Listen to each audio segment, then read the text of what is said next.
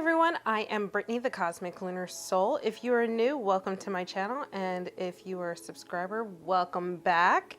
Today we are going to be doing the third and final installment of my Witchcraft 101 starter series, and we're going to be talking all about cleansing. So if you haven't seen the first two videos, go and check out my grounding versus centering video and my protection magic video. Then come on back and learn a little bit about cleansing. Today we're going to be talking about everything cleansing. So I saved this topic for last, not because it's the least important, but because it's the simplest and probably easiest thing to do. We kind of already do this anyway, so I wanted to save the easiest for last. Let's talk about what cleansing actually is and how to do it. I'll be covering 3 topics plus a little tip from me. Just if you saw my other videos, you know this is not surprising.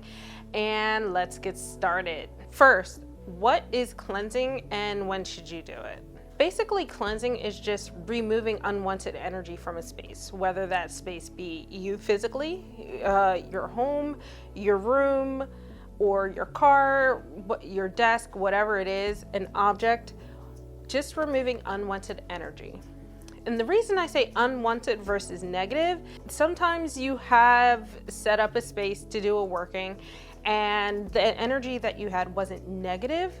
It's just, you don't want that carrying over into your next working. So this is exactly why we cleanse. You don't want to have lingering energy from a previous working that could interfere with what you're doing. It could counteract what you're doing. It could be completely contradictory. So it's always easy and a really good best practice to just clear out that space and start fresh. Now that we know what cleansing is and a good reason for cleansing, let's talk about the different types of cleansing. And then at the end, we'll talk about some misconceptions about cleansing. So there are numerous ways to cleanse, but I'll talk about the 3 major ones, one of which is not necessarily my favorite, but I'll include it because it is a common suggestion for everyone. So number 1 is smoke cleansing. We do this quite often actually, and people don't realize that that's what they're doing. So smoke cleansing can be from incense, incense sticks, incense cones, resins. You can smoke cleanse using a lot of things. Smoke cleansing is one of my favorite. That's what I prefer to do 9 times out of 10 in my workings, mostly because it also helps me get into a space of relaxation or into the mindset of what my spell is going to be for. And it's kind of always been a method that I've used to relax. And that's exactly what I mean by that. Smoke cleansing is really popular. You can buy incense everywhere. You can get incense from Dollar Tree. So yeah, smoke cleansing is a great and common method for cleansing.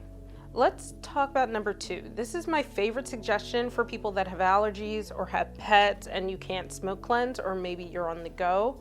Are sprays. You can make incense or what I call intention sprays, and basically what that is doing is setting the space in the same way that smoke does. It's almost the same exact method, but one hand you have smoke and the other hand you have like a liquid. So intention sprays are super easy to make, and you can customize them for specific spell works, or you can use them for your different rituals, whatever it may be, but you use it in the same way as smoke cleansing. So, and we'll talk about that coming up, how to actually do these things. The third one, and it's a little controversial, at least I think so, you'll have to comment below and let me know what you think, is sound cleansing. It's very common. In fact, a lot of metaphysical shops actually do this. If you buy a crystal or a smaller object, they will place that object into a sound bowl for you and will sound cleanse it.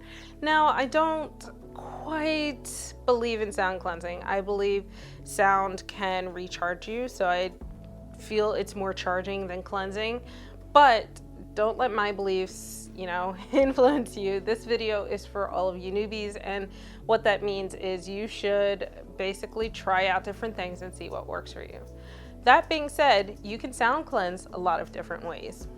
I already mentioned the sound bowls. If you don't know what that is, I will put a little video here so you can see. But there are different size sound bowls that are meant to hit different energy centers or to do different things. So you can even play around with just different sound bowls to see what works best for you in your practice.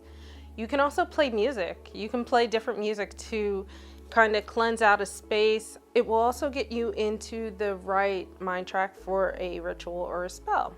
Another method that is really popular, and you probably see on a lot of Wiccan altars, are bells.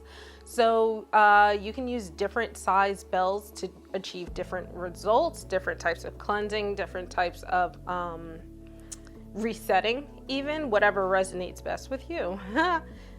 I like that sound, whatever resonates with you. Okay, anyway, so those are the three major types of cleansing. There are plenty of other ways. A lot of people like to use the sun or the moon. They're not my preference, but make sure you do your research. So research. All right, so we talked a little bit in the beginning about why you would cleanse. I think cleansing is both somehow equally overrated and underrated at the same time. Cleansing is always a good first step for when things are going wrong. If spells haven't been working for a reason, or perhaps you've just sort of been in a bit of a funk, or maybe the space around you feels a little stagnant, it's always a good idea to make cleansing the first step before you do anything extreme. Because a lot of times it's just, you kind of need to push out a lot of things that have been either building up, either within you, within your space, within your altar or spell work area. But you don't really have to do much else other than that. And I think people just rush into thinking that, oh my God, I'm hexed, or oh my God, I'm cursed, or, you know, someone's doing something to me. But no, you probably just haven't cleansed for a while and it's starting to affect you. And when that happens, you get out of center. If you watch my centering video, you know what I'm talking about. And things just start to go wrong from there. It's kind of like a domino effect. So when these small things start to happen, or things you're noticing things are building up, it's a great time to cleanse. You can spend time cleaning and cleansing your house, or you can do a ritual bath to cleanse yourself. Just reset and get back into a good baseline to reevaluate the things going on. And then if from there things are still not quite right, then you know you've done the bare minimum and you can go on to the next step. I've already mentioned previously that you should always cleanse before you do a working.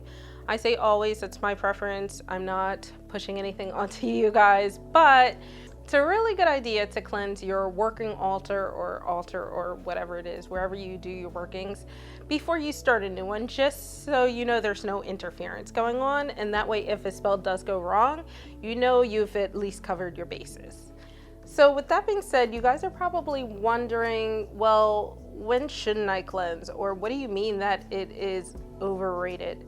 Think of certain things as like a cast iron pan. You spend so much time building up energy and building intention, or, you know, putting so much time and effort into a certain thing, and it's kind of starting to not create a life of its own, but kind of coming into a really good energy for your spot. It's almost kind of mirroring the energy that you have.